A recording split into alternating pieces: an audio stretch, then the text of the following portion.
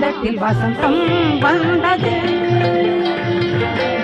செல்வமுத்து குமரன் திருநாள் வந்தது.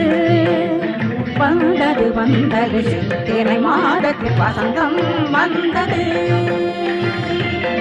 செல்வமுத்து குமரன் திருநாள் வந்தது. வந்தது வந்தது முக்கனியும் கிடைத்தது.